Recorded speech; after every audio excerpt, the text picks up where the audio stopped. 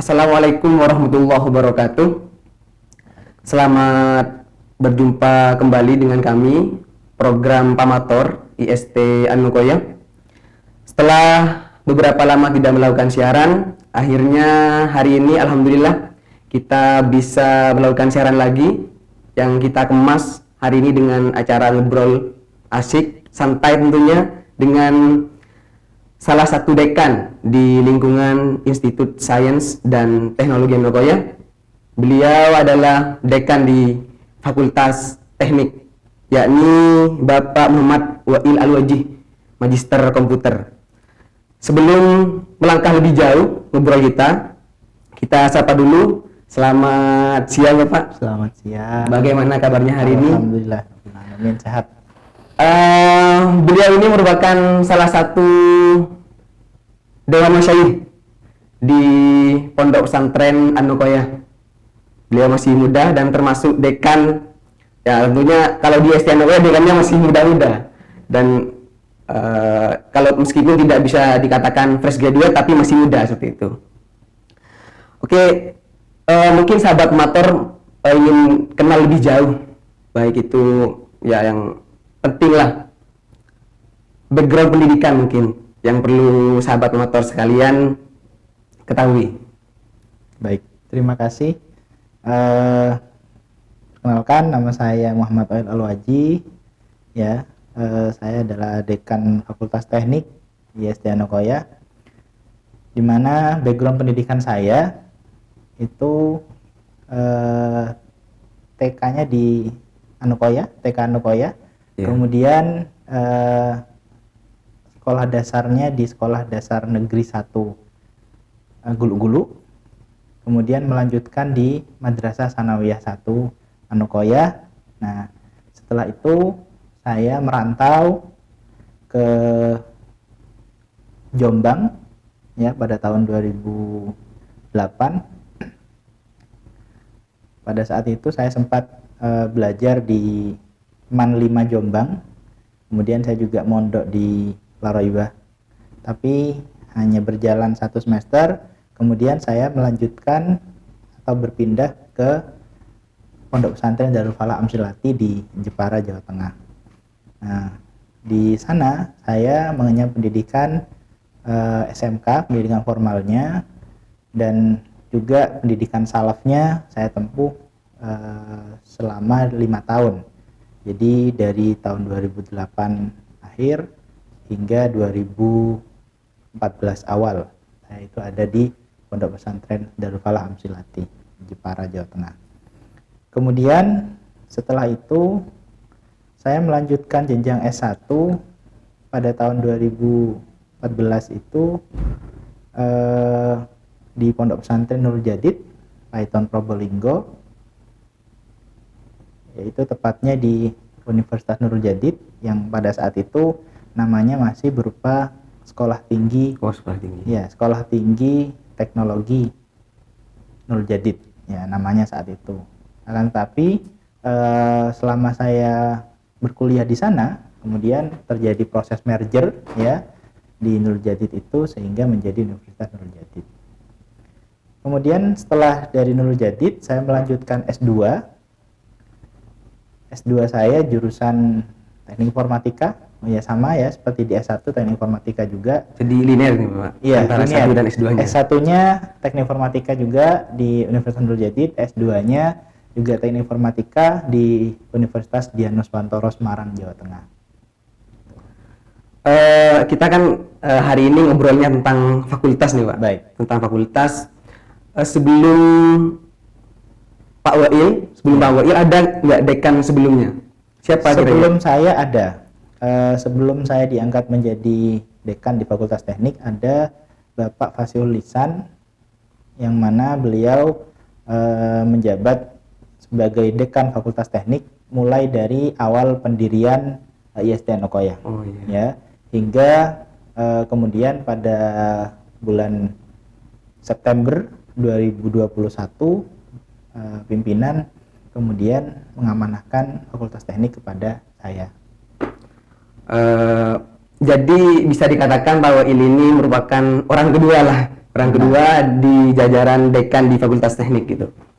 Orang kedua sebagai dekan di Fakultas Teknik di lingkungan Institut Sains dan Teknologi Anokoya. Berbicara tentang fakultas nih Pak. Fakultas Teknik sendiri kan ada 3 prodi. Ya. Ada 3 prodi. Prodi apa saja? Di Fakultas Teknik IST Anokoya itu menaungi program studi teknologi informasi, program studi teknik sipil, dan program studi teknologi hasil pertanian. Oh, jadi ada 3 program studi: teknologi informasi, teknologi hasil pertanian, dan teknik sipil. Benar. Kira-kira sepengetahuan Pak Dekan nih, apa kira-kira yang menjadi latar belakang sehingga di ST, khususnya di Fakultas Teknik sendiri, membuka 3 program studi itu? Ya, jadi program studi yang dipilih pada saat pendirian IST itu, khususnya di Fakultas Teknik, adalah program studi yang memang dipilih berdasarkan kebutuhan masyarakat. Ya. Seperti contohnya teknologi hasil pertanian. Selama ini masyarakat Madura itu yang mana penghasilannya atau mata pencahariannya itu berasal dari pertanian, itu mungkin mengalami masalah-masalah atau kendala yang berhubungan dengan pengolahan hasilnya. Ya. Artinya selama ini masyarakat Madura banyak yang langsung menjual begitu saja hasil pertaniannya, tidak sempat diolah karena memang mungkin tidak memiliki pengetahuan akan teknologi hasil pertaniannya. Kemudian juga seperti teknologi informasi, kita tahu bahwa era saat ini semuanya serba digital. Ya. Betul. Nah, dari yang biasanya tadi menggunakan cara manual, semuanya sekarang menggunakan digital, sehingga teknologi informasi ini diharapkan bisa memberikan solusi-solusi di bidang teknologi bagi masyarakat Sumeneb khususnya, dan juga bagi masyarakat Madura secara keseluruhan. Kemudian juga pada teknik sipil, ya, teknik sipil yang mana melihat Sumeneb ini merupakan kabupaten yang berkembang, ya, pembangunan di mana-mana, apalagi Sumeneb ini memiliki banyak kepulauan, ya, ya, kabupaten yang wilayahnya sangat-sangat luas karena terdiri dari ratusan pulau, sehingga dirasa oleh masyayikh itu pemilihan teknik sipil menjadi sangat-sangat vital, ya, sangat-sangat penting karena akan berperan terhadap pembangunan Kabupaten Sumeneb secara khusus. Mungkin Fakultas Teknik dengan tawaran 3 program studi yang telah disebutkan tadi, kalau di Madura, bicara di Madura mungkin sudah tidak baru lagi. Maksudnya sudah ada beberapa perguruan tinggi yang memiliki program studi tersebut. Tetapi ada nggak nilai tawar yang ingin diberikan oleh IST sendiri, khususnya karena IST itu ada di bawah naungan pesantren, maksudnya berbasis pesantren gitu. Kira-kira apa nilai tawar yang bisa diberikan kepada calon mahasiswa yang hendak kuliah di IST itu? Ya, jadi seperti yang disebutkan tadi bahwa IST itu berada di bawah Pondok Pesantren Anokoya, sehingga yang paling nampak adalah kita berharap bahwa mahasiswa-mahasiswa IST, ya, khususnya di Fakultas Teknik, itu menjadi mahasiswa-mahasiswa yang mumpuni dalam bidang keilmuan teknik, ya, TI, sipil, dan teknologi hasil pertanian, tapi tidak melepaskan asas-asas kepesantrenan, karena memang Anokoya sendiri itu selama ini punya peran yang sangat penting di bidang lingkungan, pelestarian lingkungan, sehingga diharapkan mahasiswa IST itu khususnya di Fakultas Teknik itu juga punya peran terhadap lingkungan, tapi tidak melepaskan asas kepesantrenan. Seperti itu. Jadi nilai tawarnya adalah, ya, mereka para mahasiswa tentunya tidak terlepas dari asas kepesantrenan. Jadi mereka memiliki budi luhur selain kecerdasan dan ilmu yang akan didapat di IST. Nah, sampai sejauh ini dari 3 program studi yang ditawarkan tadi, kira-kira yang paling banyak minatnya lah, kira-kira di program studi apa? Jadi kalau di Fakultas Teknik itu urutannya dari program studi teknologi informasi, mahasiswanya itu saat ini kurang lebih ada 300 mahasiswa, ya, dari 4 angkatan. Kemudian yang kedua adalah teknologi hasil pertanian, itu ada 3 angkatan, karena memang teknologi informasi ini menerima mahasiswa barunya itu mulai tahun 2018 ketika IST baru mendapatkan izin, sedangkan teknologi hasil pertanian dan teknik sipil itu baru menerima mahasiswa baru pada tahun 2019. Akan tapi memang respon masyarakat terhadap teknologi hasil pertanian terutama juga sangat-sangat besar, ya. Jadi teknologi hasil pertanian ini menjadi program studi dengan mahasiswa terbanyak kedua, bukan hanya di Fakultas Teknik tapi di IST secara keseluruhan. Itu. Kemudian yang terakhir adalah teknik sipil yang mahasiswanya tidak terlalu banyak ya dibandingkan teknologi hasil pertanian dan TI. Ya mungkin masyarakat masih belum banyak mendengar tentang teknik sipil yang ada di IST Anokoya. Tapi saya yakin kedepannya jumlah mahasiswa yang ada di teknik sipil ini, kan? Ya, dan juga di prodi-prodi yang lain tentunya akan terus bertambah. Mungkin untuk ukuran perguruan tinggi yang masih baru itu sudah jumlah yang cukup signifikan tentunya. Mungkin apa saja sih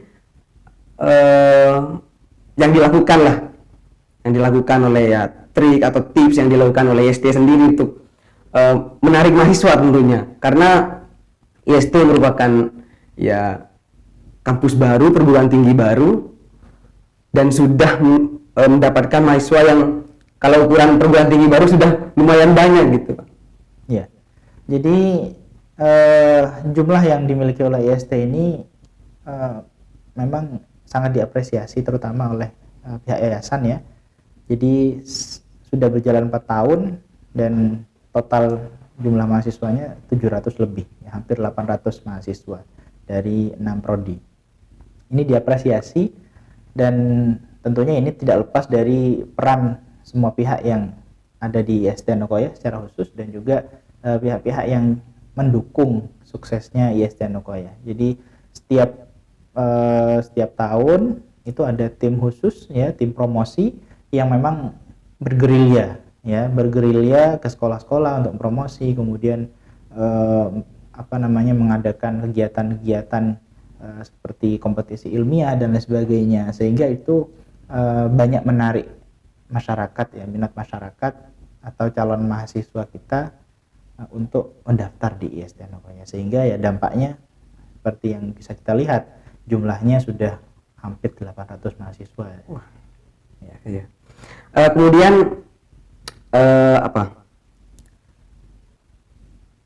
kalau bicara profil lulusan atau peluang kerja dari ketiga prodi yang ada di bawah naungan Fakultas Teknik sendiri, kira-kira apa, Pak? Wah, itu luas sekali ya.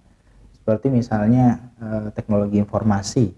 Teknologi informasi itu bisa masuk pada semua bidang pekerjaan, karena diakui atau tidak ya saat ini kita semuanya membutuhkan yang namanya teknologi ya, bidang pekerjaan apapun itu ya, sehingga teknologi informasi itu contoh misalnya data analis, data scientist itu akan masuk pada semua bidang pekerjaan, semua perusahaan, semua jenis perusahaan yang membutuhkan tenaga-tenaga seperti itu, karena sekarang perusahaan-perusahaan itu sudah banyak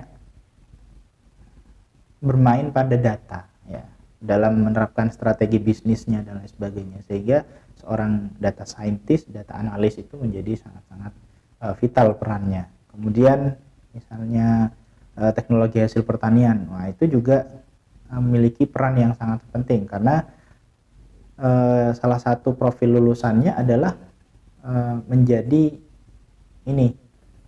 konsultan dalam bidang pengolahan pertanian. Nah, itu cocok sekali berarti dengan background orang Madura yang benar mayoritas petani gitu. Karena kan kalau kita berbicara tentang pengolahan pertanian berarti kita akan nyambungnya ke makanan. Oh, iya. Ya. Dan makanan itu ya kita konsumsi konsumsi sehari-hari. sehari-hari seperti itu dengan berbagai jenis makanannya. Apalagi kalau misalnya THP itu biasanya mahasiswa banyak menggali kreativitas dalam bidang produk. Oh iya. Ya. Sehingga produk-produk yang dihasilkan oleh mahasiswa THP itu bervariatif, ya, variatif dan itu memberikan peluang terhadap lapangan pekerjaan, kemudian juga penghasilan yang sebelumnya belum pernah terfikirkan seperti itu. Kemudian seperti teknik sipil juga, teknik sipil itu kita tahu bahwa Indonesia masih terus gencar melakukan pembangunan, ya, apalagi yang di daerah seperti di Madura, di Sumeneb, apalagi yang kepulauan itu tentunya membutuhkan perhatian lebih akan pembangunan, ya, sehingga mahasiswa jurusan teknik sipil ini nantinya punya peran yang luar biasa untuk pembangunan Indonesia secara keseluruhan. Oke, jadi Fakultas Teknik sendiri khususnya secara khusus dengan tiga program studi tadi tentunya berusaha untuk mematahkan bahwa orang-orang pesantren itu yang dikenal konservatif, jumu dan lain sebagainya ternyata tidak seperti itu. Ternyata pesantren juga bisa melahirkan teknisi-teknisi, kemudian mahasiswa-mahasiswa yang ahli dalam bidang teknologi hasil pertanian dan juga teknologi informasi dan lain semacamnya. Nah, teman-teman sahabat-sahabat pemator dimanapun kalian berada, harus kalian tahu bahwa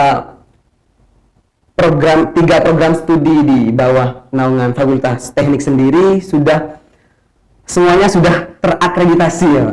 Benar. Kira-kira apa kira-kira ya kesulitan lah mungkin perjuangan dari sebuah organisasi hingga bisa terakreditasi semua. Ya. Tentunya itu memakan usaha dan perjuangan yang cukup, ya, menguras pakai pikiran dan tenaga gitu. Benar. Jadi banyak sekali perjuangan yang sudah dilalui oleh teman-teman di Fakultas Teknik khususnya dan juga di SDN Okoya secara keseluruhan, ya, dalam mengusahakan terakreditasinya program studi yang ada di SDN Okoya, khususnya di Fakultas Teknik. Jadi salah satu kendalanya di awal itu karena kami belum pengalaman dalam menyiapkan data, dalam menyajikan data, sehingga dari sebelumnya yang belum terakreditasi itu memang permasalahannya adalah ketika kami menyajikan data kepada asesor itu ya masih belum rapi, ya, istilahnya seperti itu. Nah, kemudian dari situ kita mengambil pelajaran dan kita menyajikan datanya itu lebih rapi lagi sehingga asesor mudah dalam melihatnya, memeriksa kelengkapan dokumen dan juga data-data yang kita miliki, sehingga alhamdulillah akhirnya 3 program studi ini semuanya sudah terakreditasi. Ya, berarti sudah sahabat-sahabat mator sekalian, 3 program studi di Fakultas Teknik sendiri sudah terakreditasi semua. Nah, pertanyaan selanjutnya mungkin, bagaimana sih kesan Bapak selama menjadi dekan? Karena kan ini baru pertama kali kan ya? Nah, baru pertama kali. Kesannya lah seperti apa? Jujur di awal ketika pimpinan mengamanahkan Fakultas Teknik ini kepada saya merasa agak kaget, ya, awalnya.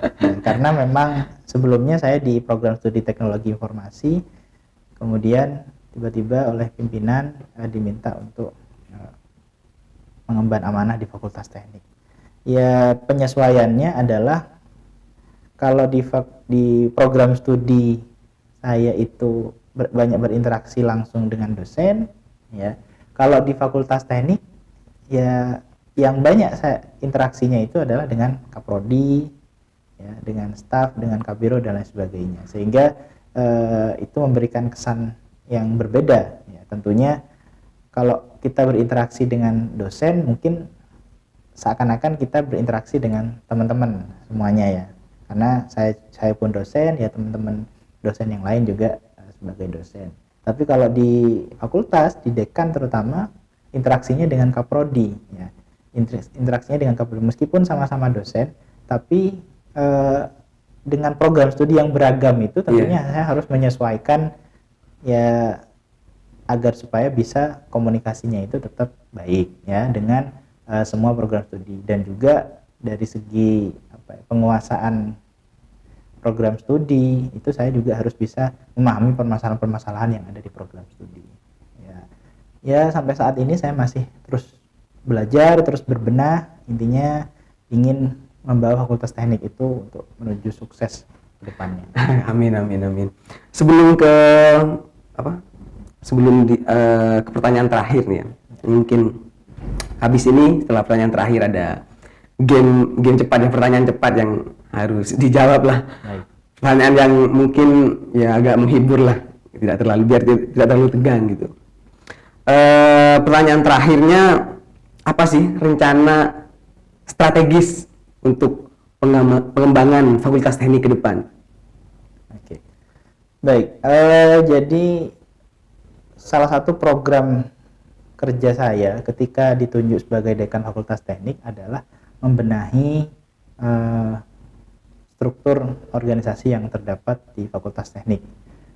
Kemudian juga kemarin saya mengadakan workshop visi misi ya, visi misi, tujuan dan strategi, baik itu yang ada di Fakultas Teknik dan juga yang ada di program studi yang di bawah Fakultas Teknik. Nah, sehingga dari situ ya tahapan selanjutnya adalah membenahi kurikulum, yang membenahi kurikulum yang ada di bawah Fakultas Teknik, yang mana juga kami sedang menyusun roadmap penelitian dan pengabdian kepada masyarakat, dan mempersiapkan untuk mahasiswa kelas tingkat akhir yang sebentar lagi akan skripsi, sehingga agenda-agenda akademik itu sedang dilaksanakan sekarang, yang harapannya itu akan jadi pijakan ke depannya Fakultas Teknik ini dengan program studinya semuanya bisa berjalan, bisa mengamalkan Tridharma Perguruan Tinggi. Bahkan bukan hanya itu, Fakultas Teknik dengan 3 program studi ini saya harapkan bisa memiliki prestasi-prestasi yang baik, yang akademik dan non akademik. Menarik nih bicara prestasi. Kemudian selama ini atau sejauh ini, apa yang untuk mahasiswa ya, prestasi apa yang sudah diraih oleh mahasiswa? Jadi kalau berbicara prestasi, sebenarnya mahasiswa di Fakultas Teknik belum ada yang memiliki prestasi dalam bidang akademik sebenarnya ya. Tapi kalau dalam bidang non akademik sudah banyak, seperti mahasiswa yang bisa menulis ya, menulis buku dan lain sebagainya, itu sudah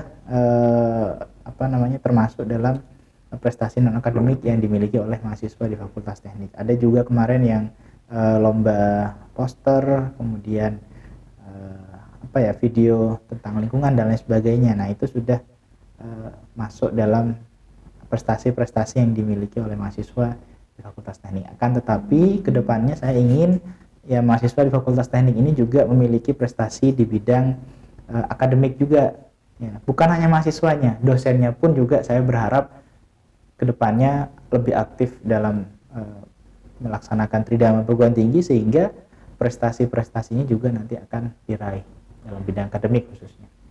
Kalau tidak salah nih Pak, ada satu mahasiswa yang saat ini lolos program magang Kampus Merdeka Belajar, betul ya? Benar. Ya, jadi ada satu mahasiswa Teknologi Informasi angkatan 2019 ya, yang sejak semester yang lalu itu sudah mengikuti program Kampus Merdeka Belajar ya. Yang mana sebelumnya dia itu mengikuti kegiatan magang di coding ya, kalau tidak salah. Kemudian yang sekarang ini dia sedang melaksanakan magang di Telkom, di Telkom Pusat, Oh.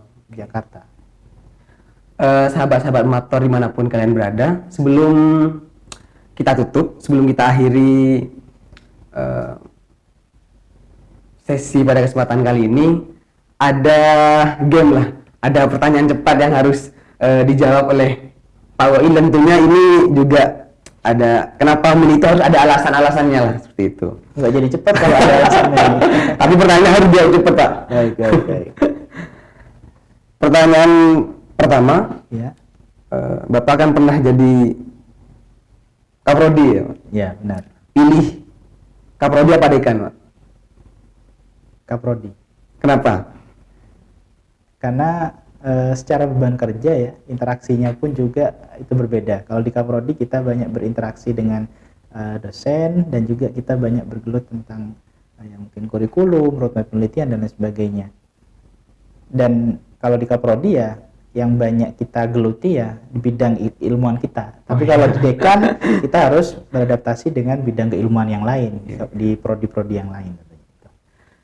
Kalau pertanyaan kedua ini pertanyaannya lebih imajinatif gitu, meskipun belum mengalami, tapi ya nggak apa-apa lah, kita tanyakan aja. Pilih mana, Pak? Jadi dekan apa wakil rektor? Ini pertanyaannya imajinatif seperti itu. Iya. Kalau sekarang saya dekan saja. Oh, Karena dekan saya saja. berharap saya bisa benar-benar menuntaskan pekerjaan-pekerjaan yang ada di fakultas dulu. Jadi masalah jabatan itu tidak jadi pikiran saya mau jadikan apa itu, karena memang sesuai dengan amanah dari pimpinan tentunya. Kalau saya di dekan, ya saya akan fokus di dekan, tidak berpikir untuk jabatan yang lain tentunya. Oke, pertanyaan ketiga, menulis apa membaca? Membaca. Kenapa? Dari dulu saya suka membaca. Ya, sejak kecil saya membaca. Sejak usia MTS mungkin ya, sekolah MTS itu saya biasa menamatkan buku-buku terjemahan, entah itu novel ataupun dokumentasi, buku dokumentasi yang terjemahan itu dalam satu minggu mungkin 2-3 buku, sehingga ya terbawa sampai sekarang. Jadi bacaan saya itu memang benar-benar random ya, tidak hanya sekedar karya ilmiah saja, tapi juga ada karya fiksi dan lain sebagainya, itu semuanya saya baca dari dulu. Oke, pertanyaan selanjutnya, pilih Scopus apa Sinta? Scopus. Scopus ini saya pilih karena ini adalah salah satu impian saya bisa menulis dan terbit di jurnal bereputasi ya. Jadi sehingga saya ingin terus mengasah kemampuan, melaksanakan penelitian, menulis dan lain sebagainya, agar supaya tulisan saya nantinya bisa terindeks di Scopus. Oh iya. Ada 2 pertanyaan lagi nih, kalau enggak kita habiskan dulu, Pak. Oke, siap. Pertanyaan selanjutnya, pilih data mining apa text mining, Pak? Data mining. Kenapa? Saya lebih familiar dengan data mining karena bagi saya data mining itu kita penyiapan datanya itu tidak seribet text mining. Artinya proses pengolahan datanya, proses penambangan datanya itu lebih mudah daripada text mining. Meskipun sebenarnya text mining itu ya secara tekniknya tidak terlalu jauh berbeda dengan data mining, tapi bagi saya lebih familiar dengan data mining daripada text mining. Oke, kalau pertanyaan terakhir ini pertanyaan yang agak menghibur. Pilih anak cowok apa cewek, Pak? Ya, karena kebetulan anak cowok atau anak cewek, bagi saya anak cowok lebih saya inginkan, tapi bukan berarti saya hanya menginginkan anak cowok. Artinya siapapun, entah cowok atau cewek, yang penting anak saya itu bisa sehat ya, pokoknya sempurna lahir batin intinya. Oke. Baik, Pak, terima kasih atas waktunya sudah bisa hadir di program Pamator ST Anokoya. Sekali lagi sahabat-sahabat Pamator dimanapun kalian berada, hari ini kita sudah ngobrol asik santai tentunya dengan Dekan Fakultas Teknik di lingkungan IST Anokoya. Oke, sekali lagi terima kasih Pak atas waktunya. Akhirnya dari saya, apabila ada tutur kata dan tingkah laku yang kurang menyenangkan, saya mohon maaf atas nama pribadi. Akhirnya, wassalamualaikum warahmatullahi wabarakatuh.